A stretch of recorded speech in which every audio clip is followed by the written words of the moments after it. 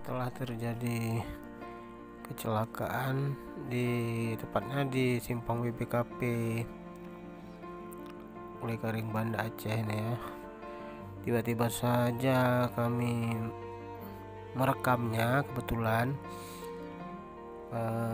terlihat ada seorang siswa, kayaknya dia menerobos lampu merah, dan kebetulan ada bapak yang baik di situ langsung menolongnya dan meminggirkan dan mungkin minta pertanggungjawaban dari anak tersebut.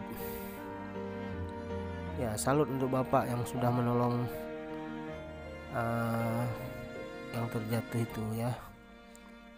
Maafkan kami karena kami cuma hanya bisa mungkin mendokumentasinya saja. Terima kasih. Selalu berhati-hati berkendara dimanapun kita berada ya.